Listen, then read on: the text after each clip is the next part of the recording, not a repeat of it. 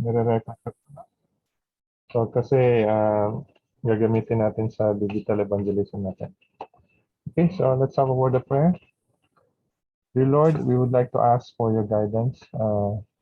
We'd like to pray for the Holy Spirit to guide us, give us wisdom, so we can understand our lesson for today.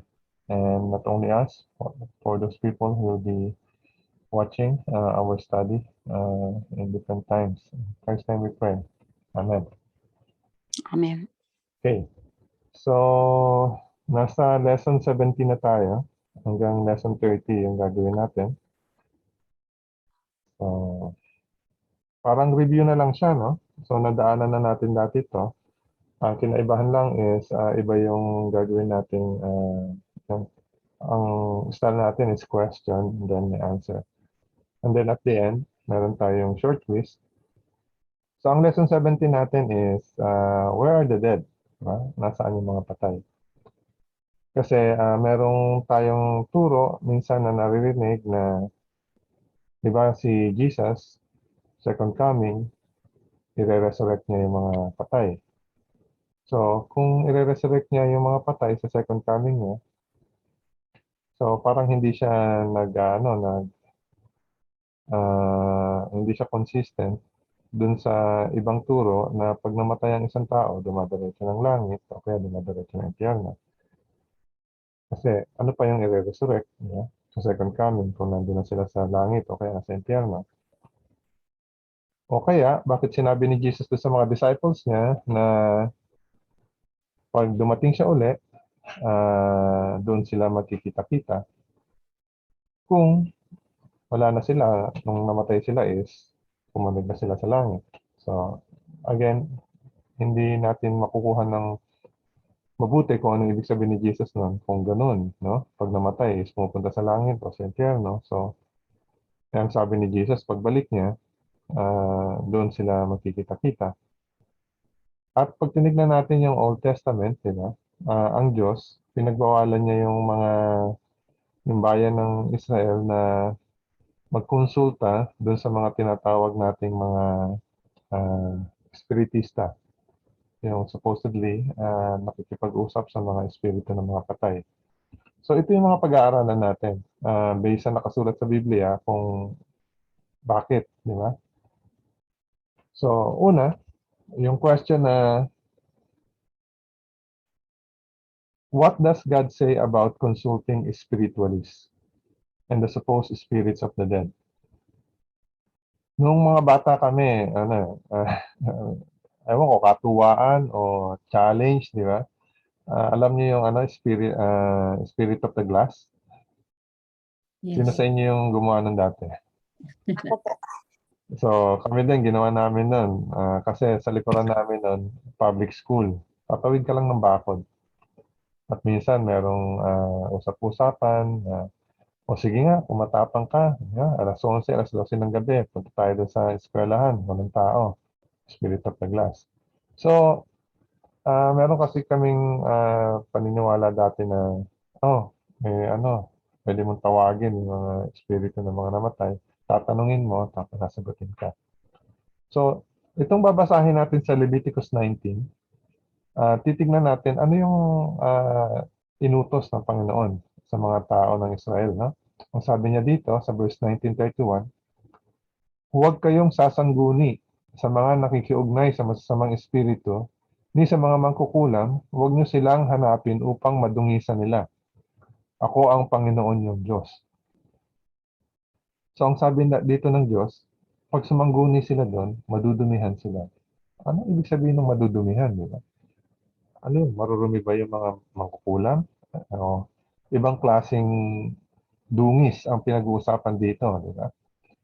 So, bakit gano'n na lang yung attitude ng Panginoon doon sa mga nakikiugnay sa mga masasamang espiritu? Ngayon, hindi lang sa Leviticus yan.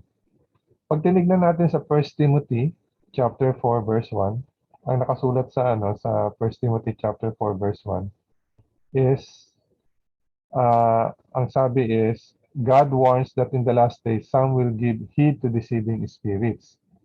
So merong mga mapanlinlang na mga espiritu ang lalabas sa sa last days. At ang sabi, yung spirit na to, they are coming to us in familiar form.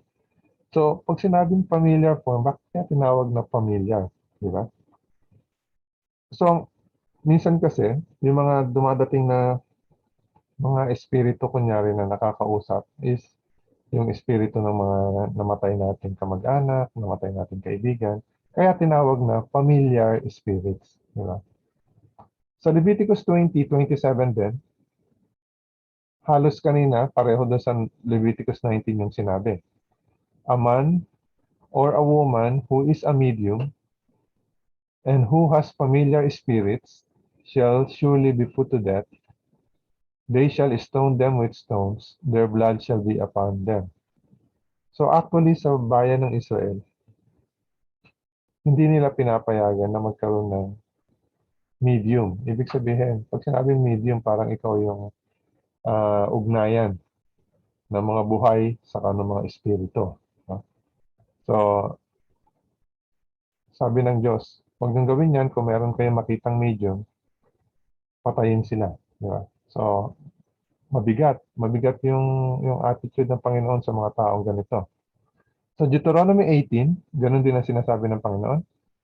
There shall not be found among you anyone who makes his son or his daughter pass through the fire, or one who practices witchcraft, or a soothsayer, or one who interprets omens, or a sorcerer, or one who conjures spells, or a medium, or a spiritist, or one who calls up the dead. For all who do these things are an abomination to the Lord, and because of this abomination, the Lord your God drives them out from before you. So, nung ibinigay sa kanila yung lupa, yung land of Canaan, yung pinamana sa kanilang lupa, meron na kasing mga ibang nakatira doon nung una. Din. So, ang sabi ng Diyos, pag dating nyo dito sa lupain na to, palayasin yung mga nakatirang mga tao dyan. Either palayasin o kaya lilipulin. Ito, madalas tinatanong, bakit mag-uutos ang Diyos ng ganun? Yung talagang papatayin yung buong nation. Ang dahilan kasi is, yung mga taong nakatira doon, isa sa mga ginagawa nila, itong pag-worship sa mga spirit, o kaya yung mga minsan yung mga anak nila, i-offer nila, yung palalakarin ba sa apoy, di ba? Tapos merong mga spiritist, mga medium, so saka witchcraft, sorcery. Kaya ang sabi ng Panginoon, pagdating niyo doon sa lupa na yun, huwag niyong hayaan na merong ganyan, diba? Sa lupain niyo. So alam ng Panginoon yung danger ng mga ganitong mga gawain. Kaya makikita natin, napaka-strong ng attitude ng Panginoon pagdating dito sa mga spiritists, sa mga medium, o yung mga tumatawag sa mga patay. No? Ano kaya yung dahilan, di ba? So, para malaman natin kung ano yung dahilan nun, alamin natin yung mga basic na sinasabi ng Bible tungkol sa mga patay. No? Unang question, where does the spirit go at death? Pag binasa natin yung Ecclesiastes chapter 2, 12 verse 7, itong Ecclesiastes is isang aklat ito na isinulat ni Solomon. Natatandaan niyo kung sino si Solomon? Yes. Anak ni David. Anak ni David si Solomon, at si Solomon siya yung humiling sa Panginoon na bigyan siya ng understanding heart, di ba? So, kaya sabi ng Bible is siya yung wisest man na nabuhay. Obviously, maliban kay Jesus, ano? Ito yung sinabi niya sa Ecclesiastes 12 verse 7. At ang alabok ay bumalik sa lupa na gaya ng una, at ang espiritu ay bumalik sa Diyos na nagbigay nito. So, ang pinag-uusapan dito is yung tao nagawa sa alabok, di ba natatandaan natin yun, na ang tao is ginawa sa alabok. At ang sabi ni Solomon dito, yung alabok, pag namatay ang tao, yung alabok babalik sa lupa. Yung espiritu babalik sa Diyos. So, ang question dito is, ano yung espiritu? Diba? So, napag-aralan din natin na nung Genesis chapter 1, saka nung chapter 2, lalo na sa chapter 2, verse 7, na nung ginawa ng Diyos ang tao, di ba? Kumuha siya ng palabok na basa, so duad, nagkorte siya ng korteng tao. Nung naging korteng tao na, hinipan niya ng buhay ng hininga. So yung buhay ng hininga na yun yung tinatawag nating spirit dito. So yung spirit, minsan, ang tawag nila dito, breath. So sa Bible, minsan interchangeably, ginagamit nila yung word na spirit saka breath. So ito yung ibinigay ng Diyos nung ginawa niya si Adam, di ba? Sa tao, hiningahan niya ng buhay. So pag namatay yung tao, yun yung bumabalik sa Diyos. So sa Ecclesiastes 3 verse 19 to 21, makikita natin dito kung paano interchangeably ginamit ni Solomon yung breath sa kanyang spirit. Ito yung sinabi niya. Ecclesiastes 3 verse 19 to 21. For what happens to the sons of men also happens to animals. One thing befalls them. As one dies, so dies the other. So sabi niya, yung animal sa kayong tao parehong namamatay. Surely, they all have one breath. Man has no advantage over animals, for all is vanity. All go to one place, all from the dust, and all return to dust. Who knows the spirit of the sons of men which goeth upward, and the spirit of the animal which goes down to the earth? So, makikita natin dito, nung una, ang ginamit niyang word is breath. Sabi niya, lahat ng hayop sa katao, pareho lang, meron silang breath. Tapos, nung later part, ginamit niya na yung word na spirit. Okay? Ang sinabi niya, sa ganitong aspeto, walang lamang ang tao sa animals. Pag namatay sila, yung spirit o yung breath, di ba, nawawala. Di ba? Babalik lang sa kung kanino nanggaling. Sa book naman ng Job, Job 27, verse 3, ito naman yung sinabi ni Job. As long as my breath is in me, and the breath of God in my nostrils. So alam natin yung nostrils, yun yung butas ng ilong natin. Ha? So ang sabi niya, habang yung hininga niya is nasa kanya, o kaya yung hininga ng Diyos ay nasa ilong niya.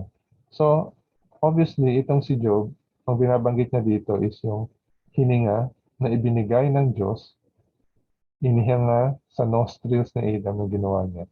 So, yun din yung meron tayong mga tao. Kaya nga ang sabi pag namamatay ka, di ba, yung huling hininga mo, di ba, hininga mo na.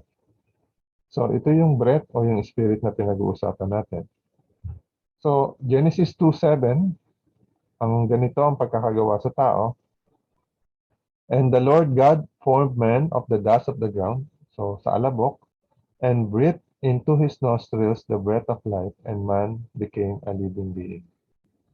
So alam na natin yung formula doon.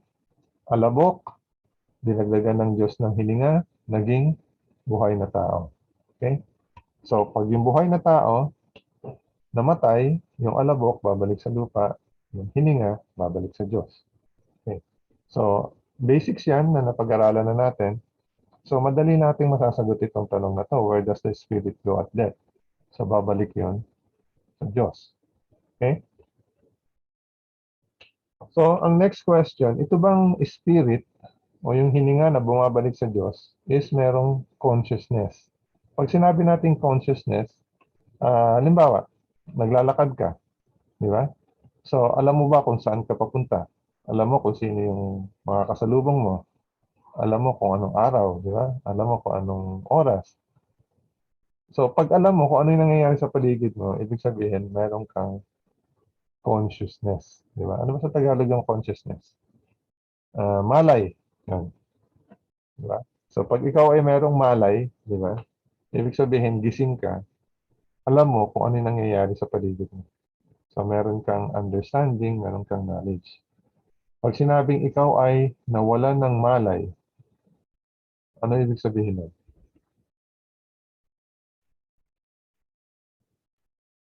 Ang isang taong nawawalan ng malay, alam niya ba yung nangyayari sa paligid mo? Hindi. Hindi Hindi, alam. di ba? Hmm. So, ang question natin dito is, yung spirit na bumabalik sa Diyos, meron ba siyang consciousness? Meron ba siyang malay, di ba? So, Ecclesiastes chapter 9 verse 5, sapagkat nalalaman ng mga buhay na sila'y mamamatay, ngunit hindi nalalaman ng patay ang anumang bagay. At wala na silang gantimpala sapagkat ang alaala nila ay nakalimutan na. So, yung mga patay, wala silang alam sa anumang bagay. Ibig sabihin wala silang consciousness. Kasi yung katawan nila bumalik sa lupa, yung spirit na bumalik sa Diyos, is walang consciousness. Yun lang yung tinatawag natin breath of life. So sa Psalms 146 verse 4, ito yung nakasulat. His spirit departs, he returns to his earth. So parang yung sinabi ni Job kanina, in that very day, his plans perish. So kung ano man yung iniisip niya bago siya mamatay, nung mamatay siya, lahat yan, mawawala na. Mag-evaporate na. Okay? So yun yung ibig sabihin ng hindi na conscious yung spirit na bumalik sa Diyos. Wala siyang malay, wala siyang kaisipan, hindi siya aware kung ano yung nakapaligid sa kanya. So, yun yung ibig sabihin nun pag sinabi natin hindi conscious yung spirit na nag-return sa Panginoon. Si Jesus naman, ano ang tawag niya sa kamatayan? Diba? So, kasi mahalaga na malaman natin paano tinitignan ni Jesus yung kamatayan. Kasi sabi natin Christian tayo, di ba?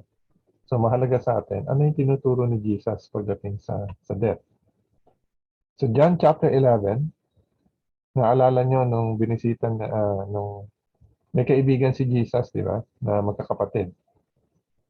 Si Mary, si Martha, saka si Lazarus. Lazarus. Lazarus. So, nagkasakit si Lazarus, namatay si Lazarus, malayo si Jesus nung namatay si Lazarus. Pinatawag ng magkapatid na babae si Jesus kasi sabi nila, matutulungan tayo ni Jesus. Natagalan si Jesus. So, inabot siya ng mahigit 3 araw. Kaya, nung dumating yung messenger kay Jesus, sinabi sa kanya, si Lazarus, yung kaibigan na mahal mo, nagkasakit. At namatay siya. So, ito yung sinabi ni Jesus. Pagkatapos nito, sinabi sa kanila, si Lazaro na ating kaibigan ay natutulog. Ngunit ako'y pupunta roon upang gisingin siya. So, hindi kaya naintindihan ni Jesus yung sinabi sa kanya ng messenger.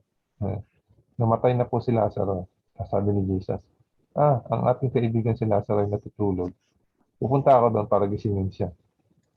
Sinabi ng mga alagad sa kanya, Panginoon, kung siya natutulog, siya ay gagaling. So, siguro hindi lang nila masabi ng diretso kay Jesus. Jesus, ano ba pinagsasabi mo? Diba? So sabi niya, Panginoon, kung siya natutulog, siya ay gagaling. Tingnan niyo itong sinabing sumunod dito. Subalit, ang sinasabi ni Jesus ay tungkol sa pagkamatay ni Lazaro. Subalit, inakala nila na ang tinutukoy niya ay ang karaniwang pagtulog. So, hindi sila na-misunderstood ni Jesus. Alam ni Jesus na patay si Lazaro. Pero ang description ni Jesus sa pagkamatay ni Lazaro ay si Lazaro ay natutulog. Diba? So para kay Jesus, ang description niya ng kamatayan is sleep. Diba? At kaya nga siya daw pupunta para gisingin. So sleep, gigisingin mo yung natutulog. So consistent dito yung paglalarawan ni Jesus sa kamatayan. Kaya't pagkatapos ay maliwanag na sinabi sa kanila ni Jesus, namatay si Lazaro. So, maliwanag kay Jesus yan. So, kinorek ni Jesus yung mga apostles niya kasi akala nila na misunderstood lang ni Jesus yung sinabi nila. Sinabi ni Jesus, alam ko, namatay si Lazaro. Pupunta ako doon para gisingin siya. Okay? So, hindi lang si Jesus ang nagsabi na ang kamatayan ay parang pagtulog. Di ba? Si Paul din. Si Pablo, na nagsulat ng karamihan ng parte ng New Testament, ang tawag niya rin sa kamatayan ay pagtulog. Halimbawa, yung 1 Corinthians 15, verse 51 hanggang 52. Ito yung sinabi ni Pablo. Behold, I tell you a mystery. We shall not all sleep, but we shall all be changed. So, ang pinag-uusapan dito is kamatayan, di ba? Pero ang sabi ni Pablo, hindi lahat mamamatay, di ba? Pero lahat tayo babaguhin. In a moment, in the twinkling of an eye, at the last trumpet, for the trumpet will sound, and the dead will be raised incorruptible, and we shall be changed. So, pinag-uusapan dito ang sinasabi sa kanila ni Pablo, kung ano yung mangyayari pag dumating si Jesus. May maririnig na trumpeta, tapos yung boses ni Jesus, tatawagin yung mga patay. At ang sabi niya dito, hindi tayo lahat is patay pag dumating si Jesus. Ang sinabi niya dito, we shall not all sleep. Pero pag dumating si Jesus, lahat nung mabubuti, di ba, yung maliligtas, lahat ay mababago. Ang katawan nila babaguhin. So, yun sinasabi ni Paul dito. Kaya para kay Pablo, ang tawag niya rin sa death, sa kamatayan is sleep. Okay? Eh si David naman, punta tayo sa Old Testament. Paano tinawag ni David ang kamatayan? So, sa Psalms 13 verse 3, ang tawag ni David dito ay, O Panginoon kong Diyos, bigyang pansin at sagutin mo ako, ang aking mga matay paliwanagin mo, baka sa kamatayan matulog ako. So si David din, yung kamatayan, ang tawag niya dito is pagtulog. So sleep, ano? So consistent yung idea sa Bible, sa Old Testament, saka sa New Testament, ang tawag nila sa kamatayan. Inihahantulad nila ito sa pagtulog o sa sleep. Okay? So John 14 verse 12, ito yung sinabi sa Job. Job 14 verse 12, ito yung sinabi. So man lies down and does not rise, till the heavens are no more. They will not awake, nor be roused from their sleep. So ang sabi naman ni Job, yung mga taong namatay na, humimlay na. Kaya nga, malapit sa tinitira namin sa Pilipinas, ano yan? Himlayang Pilipino. Alam niyo yung cemetery na yan? Yes. Yan, di ba? So, Himlayang Pilipino. Kasi doon ka matutulog. Okay? So, ang sabi ni Job dito, so man lies down and does not rise, till the heavens are no more. So, ang sinasabi ni Job dito, pag yung tao namatay, hihimlay siya, di ba, matutulog siya, at hindi siya babangon hanggang yung heaven nandun pa. Ang heaven pinag-uusapan natin dito is yung makikita natin na himpapawid, ano? Kasi alam natin, pag dumating si Jesus, yung heaven na yan is parang kurtina na iro-roll, di ba? They will not awake nor be roused from their sleep. So, hindi sila magigising hanggang dumating si Jesus. Yan ang sinasabi ni Job dito. Si Daniel din, tignan natin yung sinabi ni Daniel tungkol sa kamatayan. Daniel 12 verse 2. And many of those who sleep in the dust of the earth shall awake, some to everlasting life, and some to shame and everlasting contempt. Si Daniel din, ang sabi niya, and many of those who sleep in the dust of the earth. So, yung mga namamatay, pag inilibing, para lang silang natutulog sa lupa. Basically, yun yung sinasabi ni Daniel dito. Next question. Is there any memory in this sleep of death? So, pag ang isang tao namatay, so siya ay natulog, inilibing, meron ba siyang memorya? Meron ba siyang naaalala? Diba? Ang sabi sa Psalms 6:5, sapagkat sa kamatayan ay hindi ka naaalala, sa Sheol naman ay sinong sa iyo ay magpupuri pa. Yung Sheol is word na ginagamit nila na katumbas ng tinatawag nating libingan, di ba? So, ang sabi dito is, sa kamatayan, hindi ka naaalala. So, wala nang alaala. yung isang taong namatay. At kung wala silang alaala, ibig sabihin, yung patay, hindi na rin magpupuri pa sa Panginoon. Hindi na, pagpatay, hindi pinipraise yung Panginoon. Okay? So, ibang-iba ito sa karaniwang itinuturo na pag namatay daw, pumupunta sa langit, pagdating sa langit, kasama ang Panginoon. Kaya minsan, yung mga nag-officiate ng funeral, sa kagustuhan nila na i palubagin yung loob ng mga namatayan, i-console. Sasabihin na lang nila, huwag kayong malungkot kasi kasama na siya ni Jesus ngayon. So, walang basihan sa Bible yun.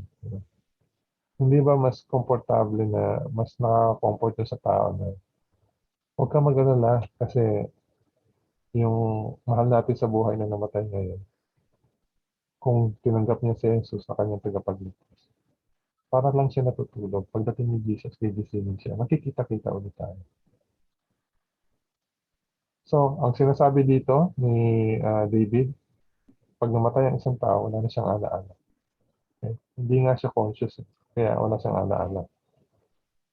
Sa Ecclesiastes 9, verse 10, yung anak naman ni David, ito yung sinulat, Solomon, whatever your hands finds to do it with your might, for there is no work or device or knowledge or wisdom in the grave where you are going. So, ang sabi ni Solomon, habang buhay ka pa, kung ano man yung gagawin mo, gawin mo ng buong puso, di ba? Ng buong lakas. Kasi, pag naubos na yung buhay mo, ibig sabihin, pag namatay ka na, doon sa libingan, wala nang paggawa, di ba?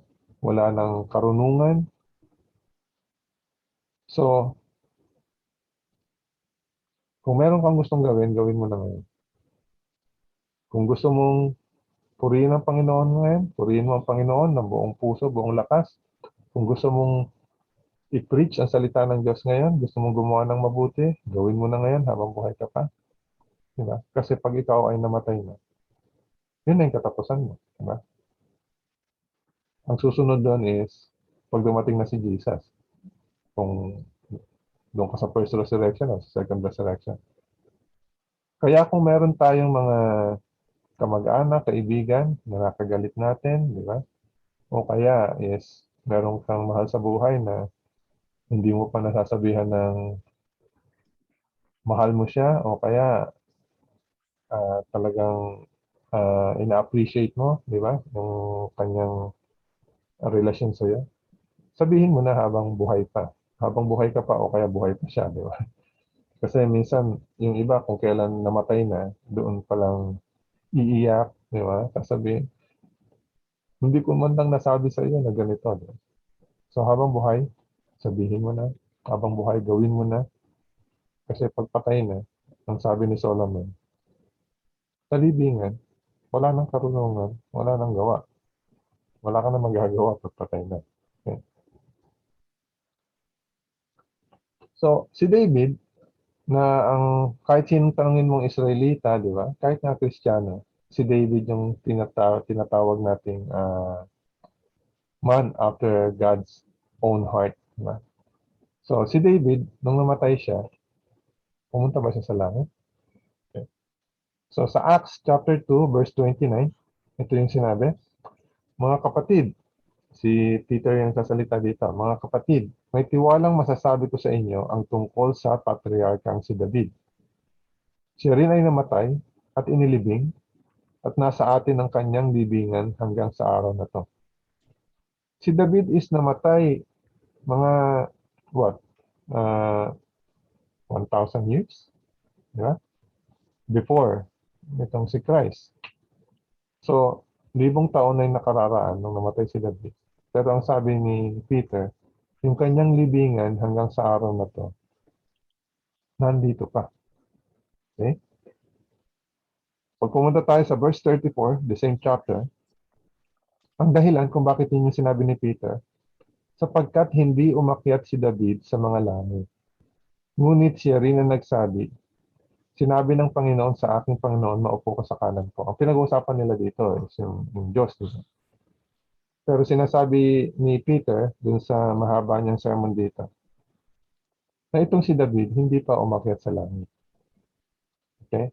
Kaya sinabi niya na yung libingan ni David, nasa atin pa ngayon. So yung labi ni David, kasama pa nila. Hindi pa siya pumunta sa langit. So kung hindi pa siya pumunta sa langit, yung mga mabubuting patay, hindi pa pumunta sa langit. So, kailan sila mabubuhay ulit? Diba? So yun yung next logical question. Kung yung mga namatay na mabubuti, kahit sabihin na natin yung masasama, diba? So, hindi pa sila pumunta sa langit o sa impyerno. So, kailan sila bubuhayin muli? Okay? O, ang question muna pala is where? Saan sila pag sila ay bubuhayin muli? So, John 5:28 to 29, ang sabi dito, huwag ninyong ipagtaka ito sapagkat dumarating ang oras na ang lahat ng nasa libingan ay makakarinig ng kanyang tinig. At magsisilabas, ang mga gumawa ng mabuti ay tungo sa pagkabuhay na muli sa buhay, at ang gumawa ng masama ay tungo sa pagkabuhay na muli sa kahatulan. So maliwanag ang sinasabi dito ni Jesus, di ba? Na darating yung oras na ang lahat ng nasa libingan ay makakarinig ng kanyang tinig.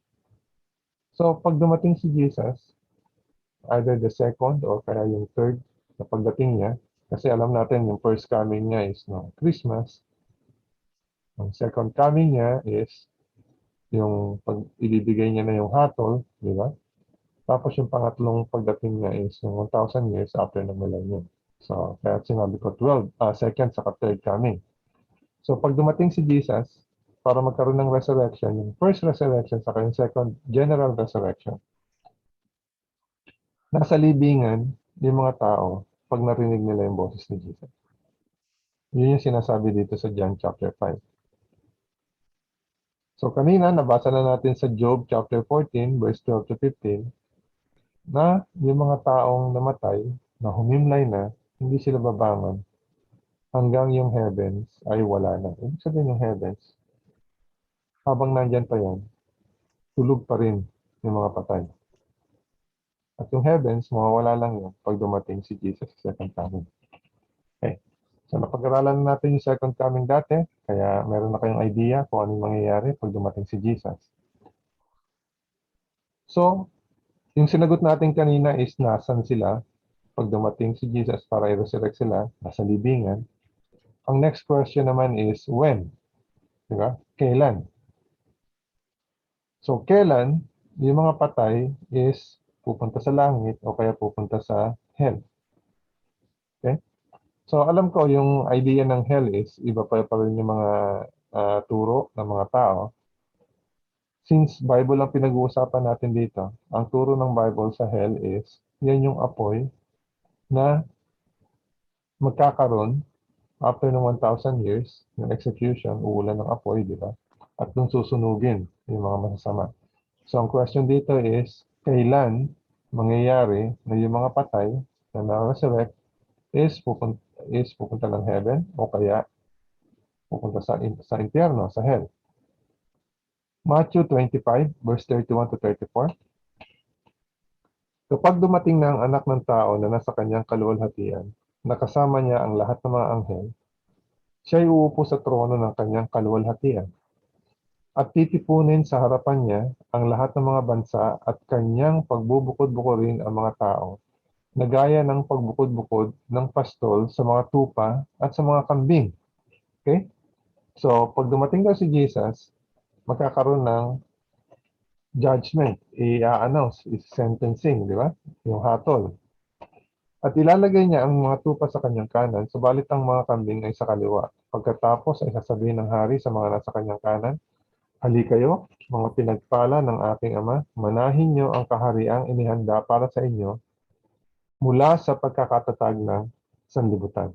So pagdating ni Jesus, yung gantimpala ng mga maliligtas, doon niya palang ibibigay at sasabihin niya, manahin niyo ang kahariang inihanda para sa inyo. So, alam natin na yung inihahanda ni Jesus ngayon, yung nakasulat sa John 14 verses 1 to 3, ay sa langit. Di ba? So, pag dumating si Jesus, doon niya palang kukuhanin yung mga maliligtas. Yun pa lang yung timing na yung mga ligtas, yung mabubuti, pupunta ng langit. Okay? So, sabay-sabay ito. Ang sabi nila doon, walang iwanan, di ba? So, yung mga maliligtas, yung mga patay dati, di ba? Nang dumating si Jesus, mabubuhay sila. Yung mga abutan niyang buhay na mabubuti, kasama ng mga binuhay na patay, sabay-sabay, pupunta sa langit. So, ito yung mangyayari sa second coming ni Jesus. At napag-aralan natin dito, ang mangyayari naman dun sa sesentensyahan na hindi sila magkakaroon ng buhay na walang hanggan, sa verse 41, pagkatapos ay sasabihin niya sa mga nasa kaliwa, lumayo kayo sa akin, kayo mga sinumpa, doon kayo sa apoy na walang hanggan, na inihanda sa diablo at sa kanyang mga anghel. So, ang sentensya dun sa mga hindi maliligtas, doon kayo sa apoy. Ibig sabihin doon sa hell, o tinatawag na nating impyerno, na inihanda sa diablo at sa kanyang mga anghel. So, yung hell pala is, hindi naman para yan sa tao talaga. Yung hell is para sa mga diablo at sa kanyang mga anghel. So, para kay Satan sa sa mga angels niya. Ngayon, may mga tao na papanig sa diablo at hanggang sa huli, nakapanig sila sa diablo. So, ang magiging hatol sa kanila, doon sila sa apoy, kasama ng diablo at ng kanyang mga anghel. At napag-aralan natin sa Revelations 20, ito ay mangyayari after ng 1,000 years, di ba? Sa Revelations 20, after 1,000 years, na yung diablo sa kanyang mga anghel, kasama na rin ng mga hindi maliligtas, doon sila masusunod. So, doon pa lang, after ng 1,000 years, sila mapupunta doon sa tinatawag nating hell. So, ibang-iba ito doon sa tinuturo ng karamihan na meron ng impyerno ngayon. Nung bata nga ako, alam ko, akala ko nasa gitna nitong mundong to, no? Na kung saan nandun yung diablo na may hawak na malaking tinidor, di ba? Na nagbabantay, tumatawa. So, ito yung mga, mga imagination na nalagay sa isip natin. Kapapanood, di ba? O kaya kababasa ng mga comics. Mahilig pa naman ako magbasa ng comics natin. So, yan yung isang epekto ng pagbabasa ng mga bagay na walang katotohanan. Kahit alam mo na yung katotohanan ngayon, yung imagination mo is nandun pa rin. So, when do the dead go to heaven or to hell? Yung mga mabubuti, pupunta sila sa heaven, sa second coming ni Jesus.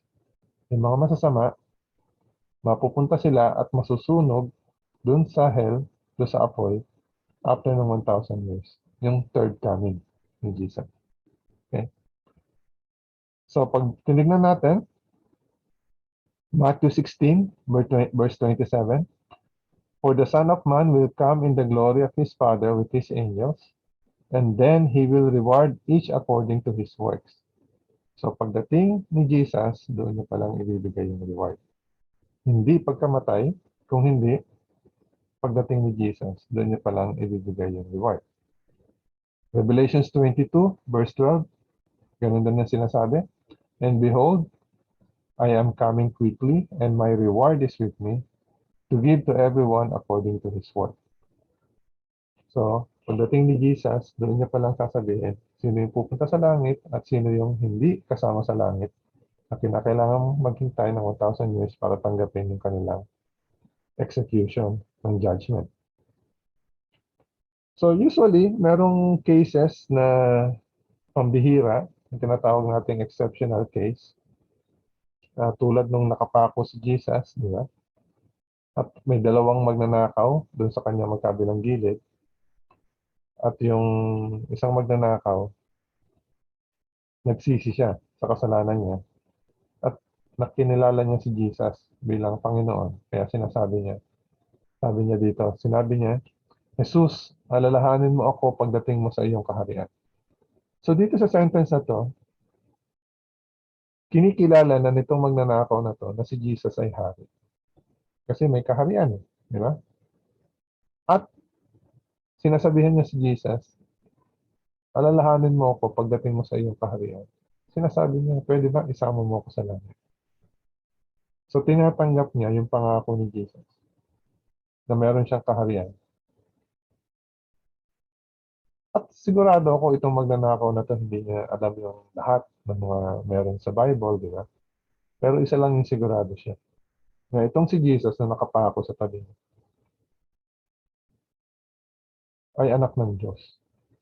Na yung sinasabi niya dati na meron siyang kaharian, anak ng Diyos, nasa langit, pinapaniwalaan ngayon itong magnanakaw na to. Kaya sumagot si Jesus sa kanya, katotohanan sinasabi ko sa iyo, ngayon, ikaw ay makakasama ko sa paraiso. So, ang maraming nagtatanong is, bakit ganun yung sagot ni Jesus? Ang sinasabi ba ni Jesus doon sa magnanakaw is, nung araw na yon, which is alam natin is Friday, di ba? Ang tawag natin ngayon dito is Holy Friday. Good Friday. Ano nga ba yung tawag natin doon? Monday, Wednesday. Anong tawag natin sa Friday pag Holy Week? Good Friday?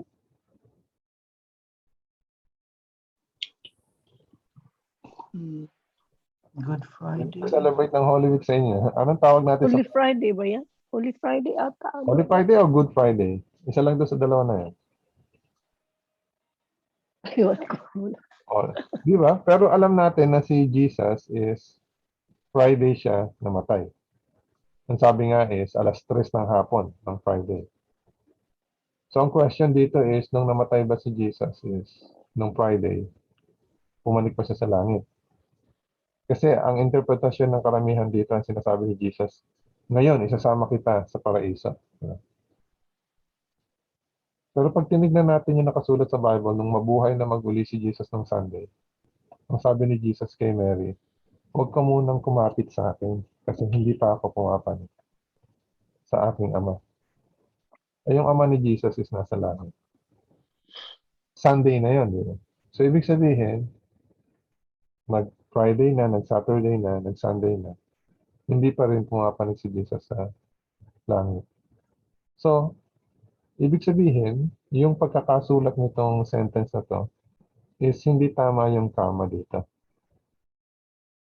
Kasi yung original Bible text is wala namang punctuation mark. So, wala siyang comma. Walang kudlit. No? Kaya, imbis na katotohanan sinasabi ko sa iyo, ngayon ikaw ay makakasama ko sa paraiso.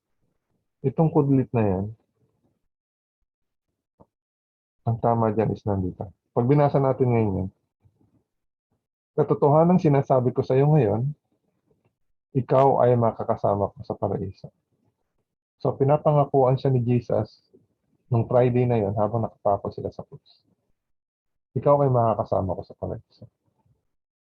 Pero not necessarily nung araw na yun niya makakasama.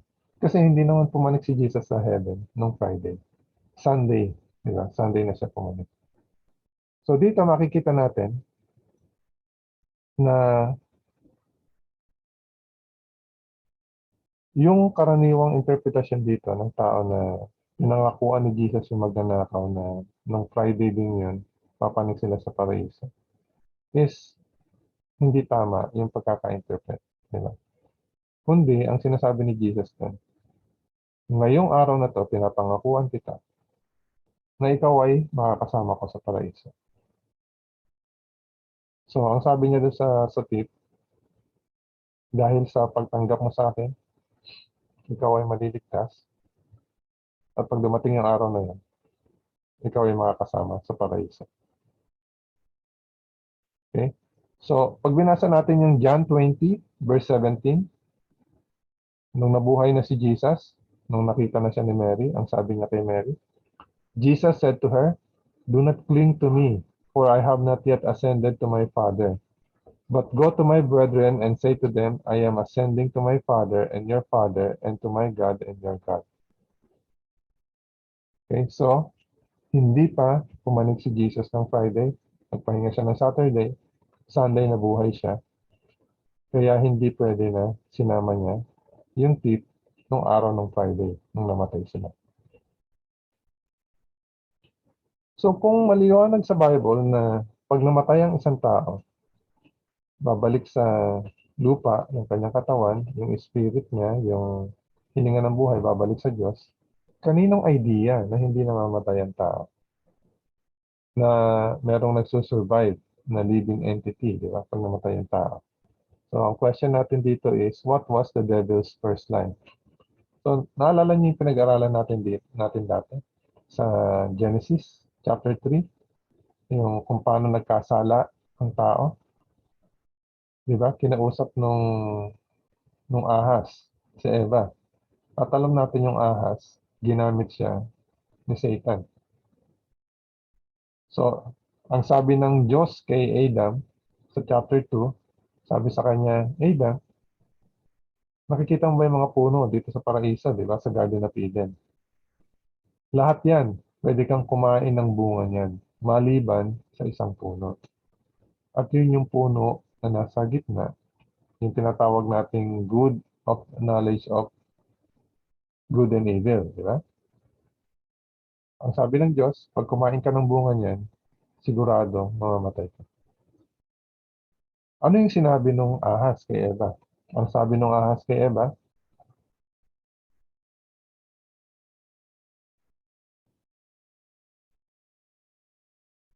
subalit sinabi ng Diyos, huwag niyong kakainin ng bunga ng punong kahoy na nasa gitna ng halaman. Huwag din niyo itong hihipuin kundi kayo mamamatay. Ito yung interpretation ni Eva. Ang sagot ng ahas, subalit sinabi ng ahas sa babae, tiyak na hindi kayo mamamatay. Ang sabi ng Diyos, pag kinain niyo, mamamatay kayo. Ang sabi ng ahas, tiyak hindi kayo mamamatay. So magkasalungat yung sinabi ng Diyos at sinabi ng ahas na ginagamit ni Satanas. So sino nagsisinungaling sa kanila?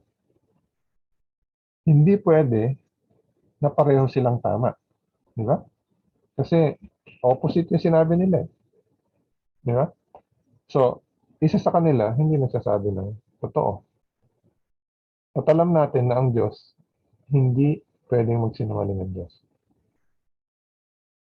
So, yung sinabi ng serpent kay Eva na hindi siya mamamatay, ito yung unang kasinungalingan na sinabi ng Diablo. Unang kasinungalingan na sinabi ni Satan sa mga tao. Okay? Nung sinabi niya na hindi kayo mamamatay. So kahit ngayon, patuloy niya pa rin sinasabi yan sa mga tao. Ang kaibahan nga lang ngayon, sinasabi niya yan using the Bible, di ba? So maraming tao ngayon, kahit anong paliwanag yung gawin mo, gagamitan ka pa rin ng Bible verses para sabihin, hindi eh. Ang sabi sa Bible, yung mga kaluluwa, di ba? They will be uh, burning forever and ever. Ibig sabihin, buhay sila. Diba? So, patuloy pa rin pinapalaganap ng kaaway itong turo niya na hindi kayo mamamatay. Okay? So, kasi pag ang isang tao, sabi, alam mo, sakyan natin yung yung tinuturo na pag namatay yung tao, pupunta siya sa langit pag mabuti, pupunta siya sa impyerno pag masama. Kahit nasa impyerno siya, nasusunod, hindi siya namamatay. So, yun yung tinuturo ni Satan, di ba? Hindi ka mamamatay. Sinusunog ka nga, pero hindi ka mamamatay. So, medyo tricky, di ba? Pero yun yung tinuturo ni Satan dito. Naalala nyo nung nasa wilderness si Jesus? Nung siya ay tinutokso ng Diablo? So, ginamitan si Jesus ng scripture. Di ba? So, alam mo, sa Matthew chapter 4, verse 5 to 6, ito yung conversation between sa devil sa kay Jesus. Then the devil took him up into the holy city, set him on the pinnacle of the temple. Dinala siya sa pinakatoktok. And said to him, if you are the Son of God, throw yourself down. For it is written. Ano sasalita dito? Yung Diablo. Pero gumagamit siya ng, for it is written.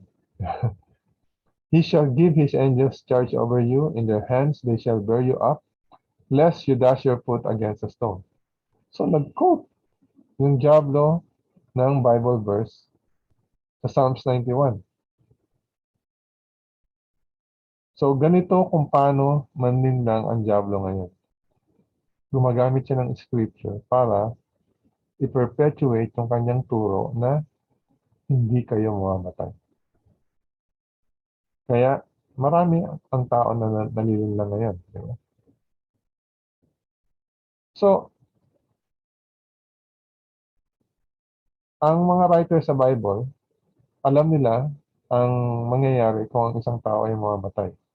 At alam din nila na minsan yung mga tao is medyo nag-aalanganin, di ba? Lalo na nung panahon ng mga early Christian. Kasi yung mga early Christians, ang akala din nila is sa panahon nila darating si Jesus.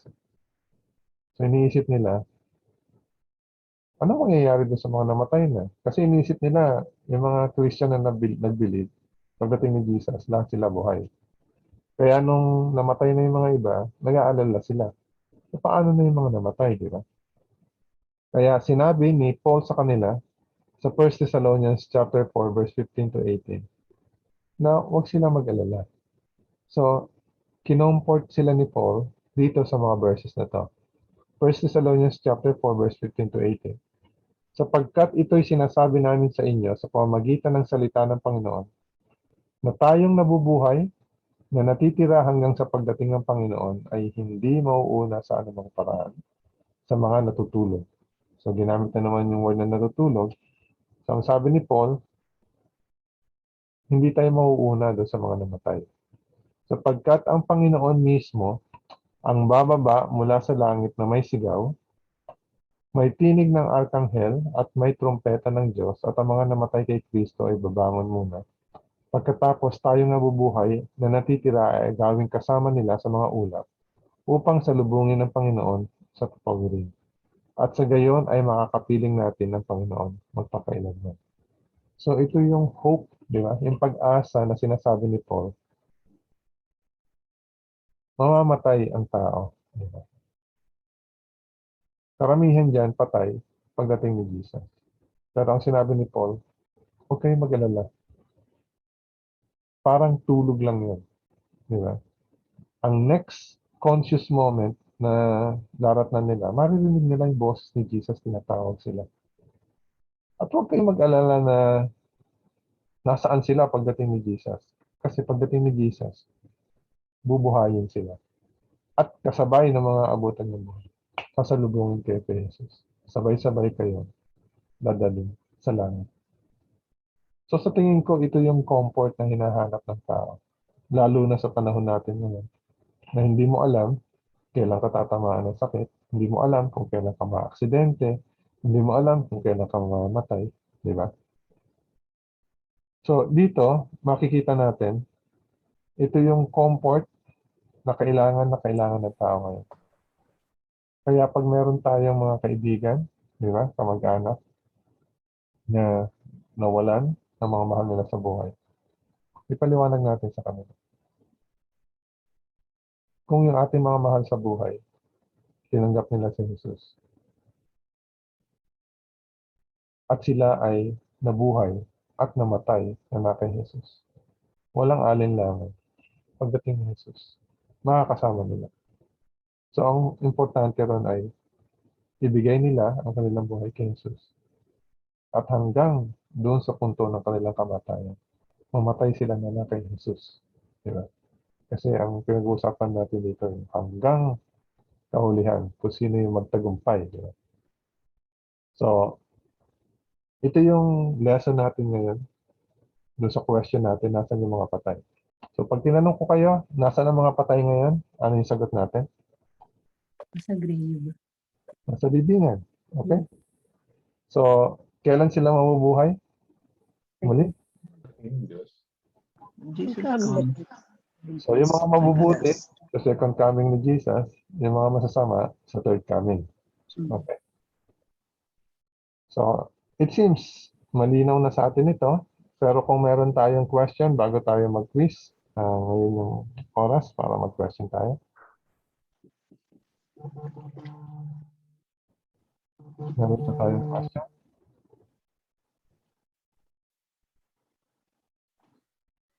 Pag may namamatay, laging may, ako hindi ko ito nasasabi, pero laging may nagsasabi, may he rest in peace.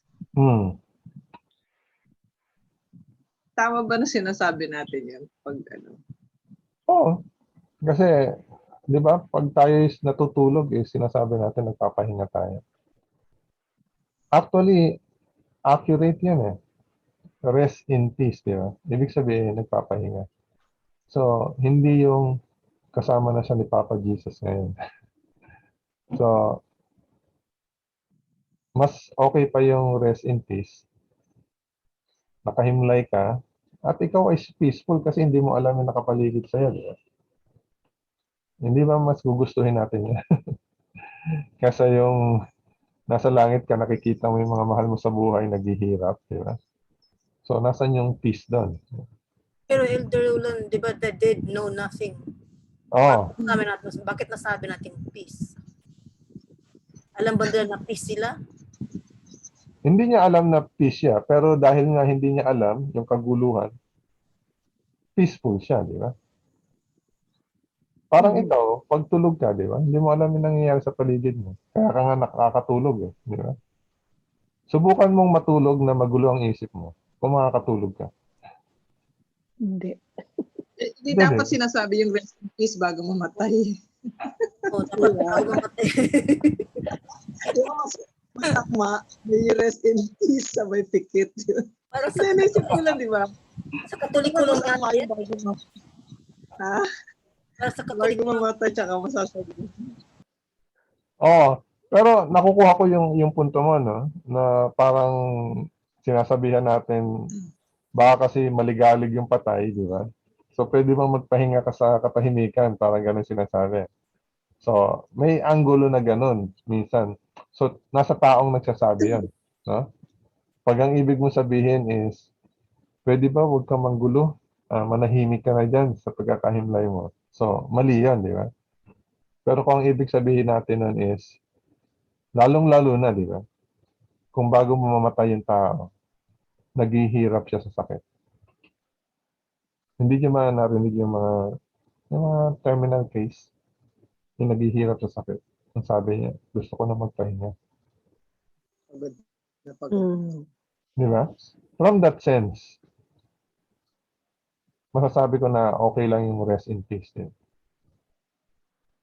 Pero hindi dun sa sense na, ayan, naghihiganti yung kaluluwa at sasabihan mo, pwede ba manahimik ka? Di ba? Hindi sa ganong meaning. Pero sa Japanese din parang ano din ano, pareho yung sinasabi nila pag yung namamatay ang let's say yung nanay tsaka yung tatay na sasabihin nila is magkasama na sila ng tatay niya. Mm.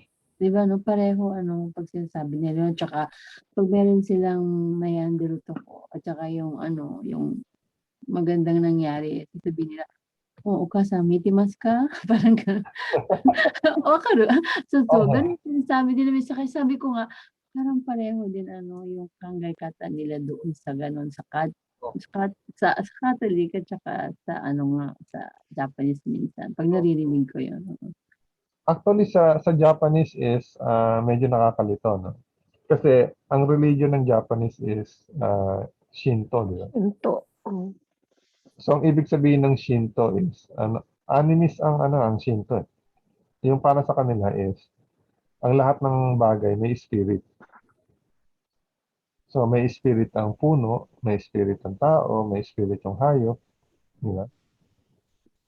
So, kaya pag namatay, di ba, ang tao, yung spirit niya is, nandyan lang yan, Paligid. di ba? Babantay sa kanila. Oo, nagbabantay o kaya is, ewan ko, pati na ng nature, di ba? Kaya, at dun sa paniniwala na yan, di ba? Kaya sinasabi nila, ay, nakikita mo ba yung ginagawa ko, di ba? Pero hindi the same sa isang Christian, sabihin sa Catholic na naniniwala na yung kaluluwa pumanik ka sa langit. Kasi sa Shinto is walang langit. Ang meron lang sa kanila is itong world natin ngayon. Although merong spiritual world, di ba? Pero naniniwala kasi sila na lahat nga may spirit. So dito galing yung ano, yung anime. Alam mo yan? Kaya magaling yung Japanese sa anime. Yung kahit ano nabubuhay. Yung hayop Oo. nagsasalita, di ba? Yung bundok nabubuhay. Yung river, merong spirit, di ba? Yung puno. Kasi yun yung religion nila, animist. Kaya makikita natin na wino-worship nila yung nature. Di ba? So may pagkakahawig pero ano din, malaki yung pagkakaiba. Wala kasing langit sa kanila. Oo nga. So, meron pa tayong ibang comment?